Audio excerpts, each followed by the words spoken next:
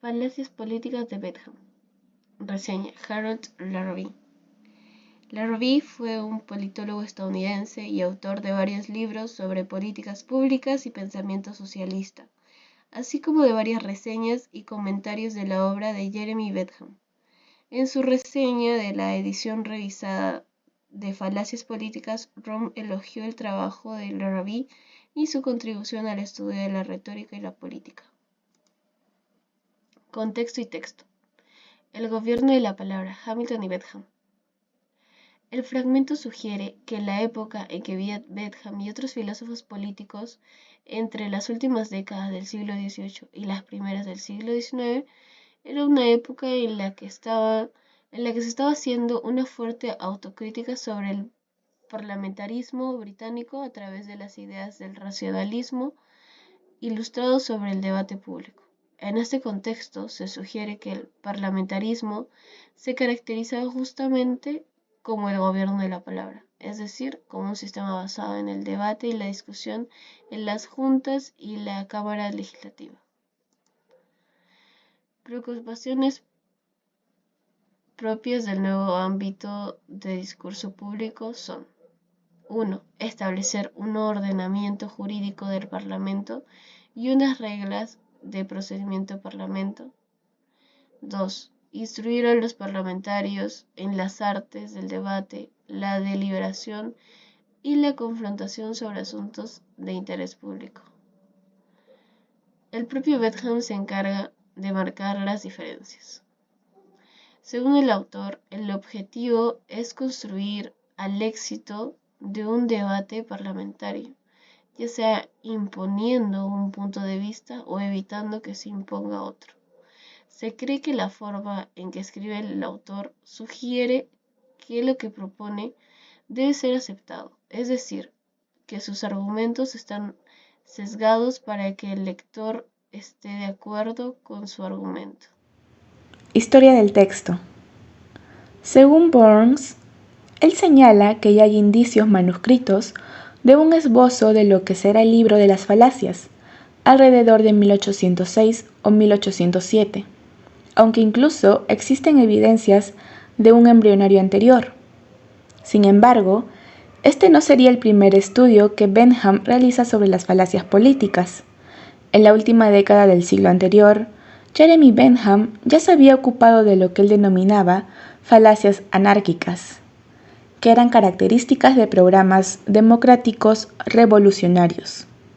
En particular, se refería a las falacias que encontraba en la Declaración Universal de los Derechos del Hombre y del Ciudadano, promulgada por la Asamblea Nacional Constituyente durante la Revolución Francesa. Para 1811, Bentham tenía planeado incluir el análisis de la falacia del predicador de anarquía en una obra sobre falacias políticas. Sin embargo, unos 10 años después, es posible que por consideraciones políticas decidió no publicar este complemento crítico de las falacias de carácter conservador e inmovilista que denunciaba en el libro de las falacias. Por otro lado, dado el descuido y desapego que el propio Jeremy Bentham suele mostrar hacia sus propios escritos, no será este el único motivo que contribuya a que la historia de la publicación de esta obra resulte animada. La obra de Bentham cuenta ya con 2 ediciones importantes. La primera realizada por Etienne Dumont en 1816. Es una traducción y versión del editor basada en los escritos manuscritos de Bentham. Esta edición se publicó como anexo a otra obra llamada La táctica de las asambleas legislativas, y todavía incluía análisis críticos de los sofismas anárquicos. La segunda edición, a cargo de Peregrine Bingham, en 1824, se titula El libro de las falacias. En esta edición, Bentham tiene mayor control sobre el contenido, pero el editor también realizó algunas modificaciones. Desde el siglo XIX, se han realizado diferentes versiones en español sobre las ideas del utilitarismo propuesto por Bentham. Además, estas ideas han tenido influencia en algunos intelectuales destacados de la época en España. Estas versiones se han basado en las ediciones originales del libro, aunque la versión de Dumont se ha convertido en una especie de curiosidad histórica a partir de los años 50. Y esto se debe especialmente a la revisión hecha por Harold Larrabee en su libro Manual de Falacias Políticas, publicado en 1952.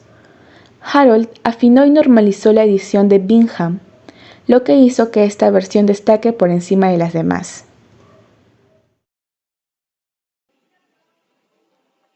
Una idea no tradicional de falacia.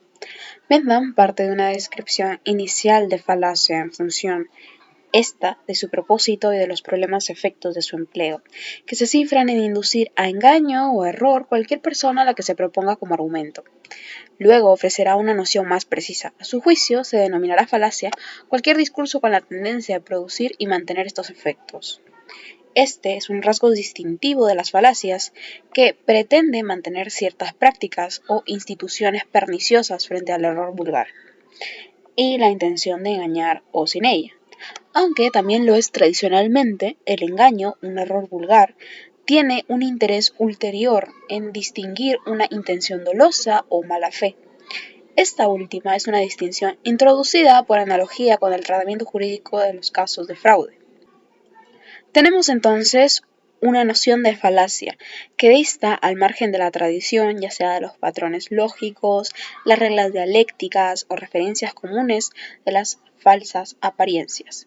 Es decir, nos encontramos ante un planteamiento ajeno de la tradición escolar que se mueve, más bien, en el marco de un programa de reforma política y de regeneración ético-discursiva, que llega a combatir la común asociación entre el ejercicio de la política y el discurso falaz. Las falacias que le importan son especialmente las que tienen que ver con la adopción o el rechazo de alguna medida del gobierno, sea de índole legislativo u administrativo, y consiste ante todo en la alegación de intereses siniestros, esto es, intereses propios del individuo o grupo que son contrarios a la comunidad a la que pertenece. Por otro lado,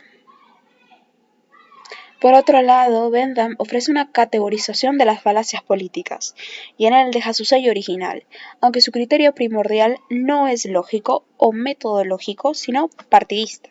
Las falacias procedentes de los de adentro y de los de afuera de las instituciones de poder. Además, las falacias de los instalados en el poder pueden distinguirse, según Dumont, por la autoridad, el peligro, la dilación o la confusión.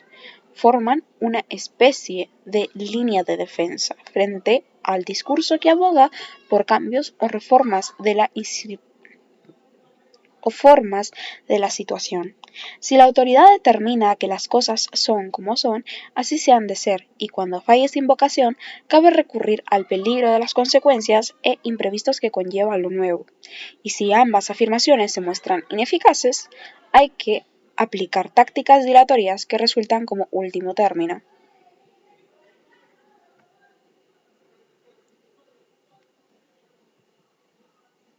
Bentham también nombra otras falacias fuera de este catálogo principal, las que justamente son, hoy, más socorridas y populares que en aquellos días. La falacia de autobombo, que elude cualquier imputación, la falacia de la sabiduría de los antiguos, la falacia de la identificación, quien me ataca a mí, ataca a la nación, la falacia del fin que justifica los medios, la falacia de la réplica oportunista. No es cuestión la falacia del fin que justifica los medios, la falacia de la réplica oportunista. No es cuestión de procedimientos, sino de personas, o no es cuestión de personas, sino de procedimientos. Las falacias de imputación al adversario con imputaciones de mala intención, malos motivos, conexiones sospechosas, etc. Hay, no obstante, una especie de denominador común básico en esta amplia batería de recursos. Consiste en la no pertinencia de las alegaciones y de ahí se derivan otras consecuencias, no solo resultando perniciosas para el ejercicio del discurso público, sino que también tanto censurables en el caso de quienes las aducen como en el caso de quienes las aceptan. Y otras maniobras ilícitas. Por ejemplo, si se recurre a la dilación del debate o su interrupción, si se recurre también a ciertas estratagemas intimidatorias.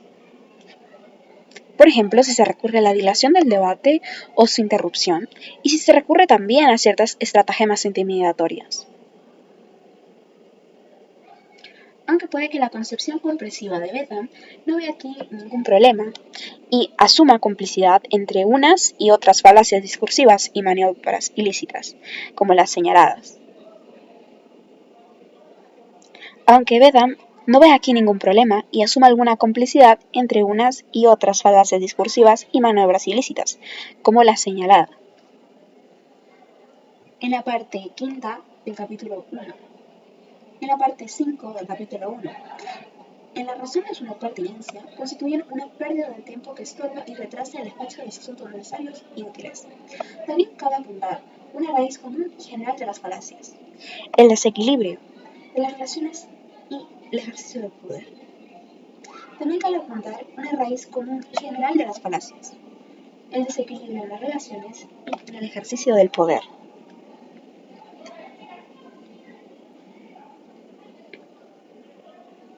Sobre ello, Bentham denuncia otras causas y fuentes determinantes sobre la argumentación, apelación y maniobras fáciles.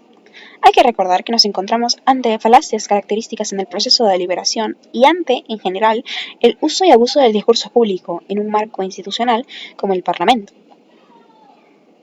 Por ejemplo, intereses opuestos al interés público y juego limpio de confrontación de razones son una fuente consistente de asimetría del poder que va a sesgar la contraposición entre el mantenimiento y el cambio de la situación dada. Los intereses siniestros de los ins y los outs que militan contra el mayor bien de la mayoría, siendo complementarios unos y comunes otros. Pero vamos a reparar por un momento en estos últimos.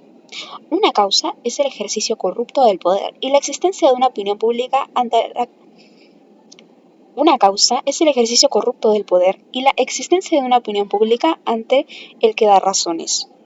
Son condiciones necesarias del discurso falaz. Primero, dar razones como condiciones necesarias del discurso falaz.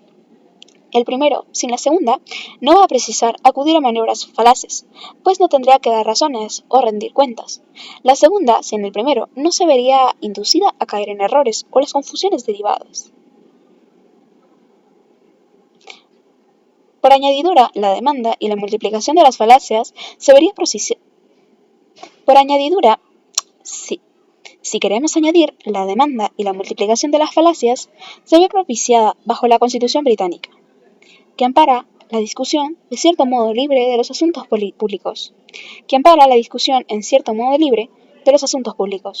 Sin la existencia de instituciones como el Parlamento y la publicidad de los debates, no habría tal demanda, pues la falacia es un fraude y el fraude, señala Bentham, es un gasto inútil, cuando todo ha de hacerse por fuerza. De ahí parte la condición un tanto ambigua, o al menos resulta un poco ambivalente, de las democracias modernas, que brindan oportunidades parejas para el ejercicio libre del discurso razonable y espacioso, y de ahí la necesidad de convocar junto a la libertad política la responsabilidad moral y discursiva. Ahora hablaremos de las cuestiones de interpretación. Una de las grandes cuestiones que surge al momento de examinar el ensayo de Bentham respecto a las falacias políticas es el rol que Bentham le da al lenguaje y a su utilización durante el discurso político. El momento en el que él analiza y denomina falacias anarquistas a los argumentos presentados en la Declaración Universal de los Derechos Humanos, Bentham nos plantea una cuestión bastante interesante. Cito: es en Inglaterra antes que en Francia donde el descubrimiento de los derechos del hombre debería haberse originado. Somos nosotros los ingleses quienes tenemos el mejor derecho para ello. Es en el lenguaje inglés donde la transición es quizás más natural que en otros muchos, en cualquier caso más que el francés. Él menciona que el derecho político como tal está intrínsecamente relacionado al lenguaje y el uso que se le da al lenguaje. Y es aquí donde Bentham presenta una crítica a la visión tradicional que se tenía respecto a las falacias. ¿Por qué? Porque hasta ese momento solamente se podía definir como una falacia a una violación existente a la lógica interna dentro de la argumentación, a la ruptura de esa argumentación y cómo esta ruptura podía afectar las normas del debate. Sin embargo, Bentham ahora plantea que las falacias políticas pueden considerar falacias no por el hecho de ser retóricamente incorrectas, sino porque violan directamente la manera en la que se puede y si debe realizar el discurso durante el debate político. Por ejemplo, él habla de la falacia de autoridad y lo que implica dentro de un debate político no como una ruptura propiamente del discurso, sino como impertinente, como un factor que en lugar de contribuir a que este discurso pueda llevarse de manera eficiente, contribuye a entorpecer la forma en la que éste se desarrolla y evita que éste pueda llevarse bien. Es por esto que Bentham considera que cada falacia posee una carga retórica deliberativa, ya que en sí el peso de esta falacia no va directamente relacionado con la argumentación como tal, sino con la manera en la que se desarrolla esta argumentación. En este caso, dentro del discurso político, el mayor de los problemas, el momento de debatir, iría propiamente en la forma en la que se expresan los argumentos más que en sí mismo el argumento que se utiliza, ya que la validez del argumento o la no validez podrían analizarse desde otra perspectiva. Podríamos utilizar como un ejemplo de eso la manera en la que los políticos de nuestro país debaten. Muchas veces utilizan argumentos aparentemente coherentes y pertinentes, pero al final esos argumentos no son propiamente utilizados de una manera pertinente durante el discurso, ya que se apela